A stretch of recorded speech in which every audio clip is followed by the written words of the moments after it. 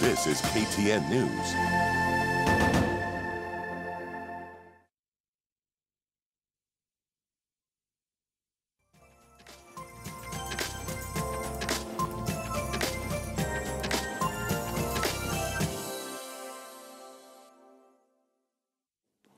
All right, it is now 24 minutes to 7 right here on Morning Express, time for the Dawn Debate. And joining me in studio is Francis Maliti, who is a running mate for Governor Mutua. Good morning and thank you for joining us. Good morning. All right, we were also expecting Peter Mathuki, who is a running mate for Wavinya Ndeti, but well, he seems to be running late and hopefully he's going to join us as we continue with this conversation. Remember, you're welcome to participate and ask questions if you like. We'll also open up the phone lines, and if you've got any questions for our running mate for Governor Mutua, then you're welcome to do that. So, welcome, sir, and good to have you. Thank you. Let's first of all start maybe by educating Kenyans. What is the role of a deputy governor? Because as per the Constitution, it is deputizing. But when we look in terms of, role, we don't quite see the deputy governor doing much, to be honest. Thank you. I think the deputy governor has a role. Mm-hmm. In some counties, the deputy governors are given portfolios. Like, for example, I know our former deputy governor had a portfolio. He was in charge of labor and ICT, at the same time, the deputy governor. Okay. So many of the governors were also allocating the deputy governor's duties. But again, he's the deputy to the governor. And so therefore, if they are working, they have a good working relationship. Obviously, the governor will give assignments. As the chief executive will give assignments to the deputy governor. Okay. Yeah. And your experience so far, some have called deputy governor flower girls. They literally just are there to be seen and not be heard. Your thoughts on that or your comments? I think it's a question of relationships between the governor and the deputy governor. Mm-hmm. Some of the governors, I think, and the deputy governors did not understand the role of the deputy governor. But where we had good governors who understood the role of a deputy, by definition, a deputy, by definition, then they assigned their deputies roles. Yeah. So would you say in the case of Governor Mutua, he understood the role of a deputy? Very well. He understood very well because I sat in the cabinet and I knew that his deputy was in charge of ICT and labor. And most of the times also when the governor would be away, he would be in charge. Yeah, until he ran away. Until who ran away? Deputy Governor Kiana. Yeah. Okay, and was that not maybe out of just the, what we'd call infighting within the county government? No, not really infighting. I think it was Kiala himself who chose to do that because I think when you are somebody's deputy, you must sit down and talk, agree on some issues. But I think he started, he started undermining the governor. And when you sit in a cabinet, because a deputy governor is a member of cabinet, you have collective responsibility. And most of the issues you discuss within the cabinet. And when you agree, even if sometimes you don't agree, then you are bound by that collective responsibility. All right, let's not discuss him too much because he's not here to defend himself. And let's come now to what you have in store or what you have planned for the people of Machakos. Let's start first of all with your rating of Governor Mutua's track record so far, what he has done so far. I would want to say that Governor Mutua has done very well. His Maendeleo chapter philosophy is really working in Machakos. He has built a very strong development foundation. You realize as the counties took over, very minimal development was taking place in the counties then. But after Dr. Alfred Mutua took over, through his Maendeleo chapter philosophy, which I will translate in English as accelerating development, he has managed to do a lot. If you walk to any village in Machakos County, you can touch and feel a project. Now, there's been accusations that in the county government there's been major pilferage of funds, in the county government. Your comments on that? That has been political propaganda. I will tell you, Getonga, that when our opponents realized Dr. Alfred Mutua was doing very well and he looked very ambitious politically, they started positions themselves to undermine him. And I will tell you, he has been fighting for the last 4.5 years, a lot of battles from politicians who are interested in his position and other positions. So what they have been doing, even where he constructs a road and implements it, they will go there and say that this road is poorly implemented. Or it has been done by... Or it has been done, yeah. Where we have implemented a lot of water projects, they will get there and say this water project is poorly implemented. And if you go there, you will find an old woman of 80 years, 70 years, you know, enjoying free water which has not been there. Yeah. Okay. And what plans do you have now for Machakos County going forward, given that now the term is almost over? And what plans do you have in store? What are the things that Machakos people really would require to be done? I would want to say that so far, so good. We have done, Dr. Alfred Mutua has done fairly well. He has built a solid foundation. But moving forward, there are some projects which are not complete. He had promised the people of Machakos that he would have water in every household. We are making a lot of progress on that. The roads infrastructure, the agricultural sector, and various other sectors, particularly the health sector, where we have also done very well. We will keep on, you know, improving and putting more resources in those sectors.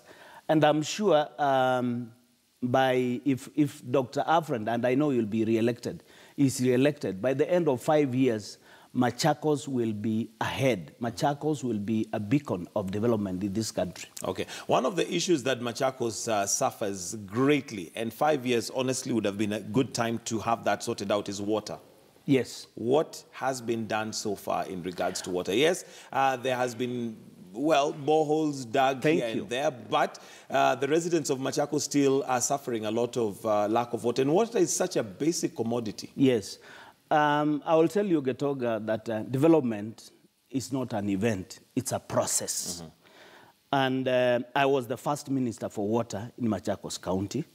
We did a very good planning and started implementing water projects based on villages. So as I talk now, we have well over 350 working boreholes, some which we have drilled, others which we rehabilitated because of the status that we found them. So I would say that moving forward, in another period of about 5 years, we'll have water in every household. One of the challenges, Getonga, was resources. You realize water projects are infrastructural. Previously, before I came to the county, I was working with the Vision 2030. I was one of the directors in charge of the economic pillars. And you can see we had a blueprint for Kenya to be achieved by the year 2030. The expectations of the people of Machakos, some of them, because of excitement, was that by the end of 5 years, we would have water in every house. That may not be achievable because of the amount of resources that we receive from the national government and the resources that we also collect at the local level.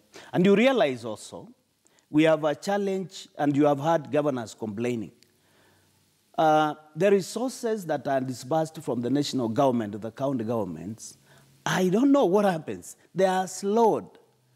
But you are the deputy governor. How can you say you don't know what happens? You are the gatekeeper. No, what I'm saying, so you should at least have an answer for that. Getonga, what I'm saying, that the governors have complained to the national government because of delaying disbursement of resources to the counties. And therefore, it's the national government which knows why such delays happen. So you don't expect me to have that answer. Okay. And now, regarding that water issue, what is the plan? Because it's one thing to say, yes, we shall supply water to the people of Machakos, but what is the plan? The plan is that we continue drilling boreholes. Actually, we are targeting to drill 800 boreholes, which are based on the villages. We have we conducted what we call as a water mapping exercise. We wanted to understand the number of households that are supposed to be supplied with water, and therefore know the quantity of water that is required, and also understand the kind of infrastructure that will serve that number of households. So what we are doing now, what we are concentrating now, is first of all, finding the water. Then after we resource the water, we distribute it. But where we have found it now, we have started distributing to households. However, there are some areas, and I have had some complaints by some politicians, when they get to a place where we have just drilled a borehole, and we have not equipped the borehole, they say, where is that water Dr. Alfred Mutua promised? Because we have not equipped that borehole. So it's not yet usable. So it's not yet useful, but we are in the process of equipping that borehole so that water comes out. So are you telling me that for Machakos County, the only solution that we have for water is boreholes? And it's not only boreholes. I've just mentioned one. Okay. We are also doing what we call as weirs. Weirs, you go into small streams of rivers, and we are endowed with that in Machakos County. When we did the mapping, we realized we have a lot of seasonal rivers, small ones. And when you dam, when you construct a weir in simple language is just a wall which is constructed across to trap water. Yeah, to trap water. So we are also doing them in every village so that we can conserve water. We also realize that from a scientific point of view, when we construct those weirs, we are recharging the ground. And when you recharge the ground, these boreholes will not dry as fast as you expect. So it's an integrated program. Okay. And the other issue that had bedeviled Machakos County, and your thoughts possibly on the health sector, it is devolved. And we had an issue in Machakos which hopefully was resolved in regards to the doctors. But now we have the nurses strike, which is still ongoing. What is the solution, do you think, for the health sector when it comes to the devolved unit? The solution would be the counties, together with the national government, sit and agree on how much resources should be disbursed to the counties. The challenge is the amount of resources. I don't know why the national government, again, you see I'm saying I don't know, why they are holding so much revenue meant for the health sector and disbursing so little or allocating so little to the counties, and yet that function is fully devolved. So we have that challenge. So what's the resolve? Because if you, as the gatekeeper for the people of Machakos County, do not know. Again, Gatoga, I've said that a discussion must be held between the Council of Governors and the national government. And I think there is also a political issue, of course, because the allocation of the resources is done in Parliament and in the Senate. The Senate is a watchdog for the counties at the assembly level. So if an engagement, a serious engagement is done, and Gatoga, you are aware such engagements are there, they are ongoing, for more resources to be devolved from the national government to the counties in order to improve the health sector. The health sector was in a bad state. And the amount of resources that were disbursed to the counties could not be able to, bring us to that level of expectation. Yes. Okay. And are the resources now going to be available? Because you've mentioned severally that the issue is that the resources are stuck at the national level. Is that going to change? Obviously, it's going to change. I've said what's going to change it? There are discussions. There are discussions. Yeah, Gatonga, you realize that we didn't have county governments, and courtesy of our constitution, now we have county governments. There are many other issues that were not working very well in the counties. But after discussions with the then transition authority, some functions were transferred to the counties, more resources were taken to the counties. So it's a question of the national government and the counties discussing, the Senate, of course, sitting and ensuring that more resources are allocated for the health function in the counties. Okay. Yeah. Now, one of the other developments is that we now have Wavinya Ndeti, who was cleared to go ahead and vie for the gubernatorial seat. Is that a cause for concern for you? I'm sure it would have probably been a walk in the park if she was not. Not really. We did not want what we call as you go to the field and you find that the team you are supposed to play is not there, a walkover. You know, a walkover does not make you strong politically. We were ready for Wavinya anytime. And I want to take you back. I want to juggle your memory that in 2013, Governor Dr. Alfred Mutua beat Wavinya Ndeti hands down. The same is going to repeat in these elections. Yeah. You say that with confidence. What makes with you a so lot of confident? confidence. What makes you so confident? I am confident because I am on the grassroots.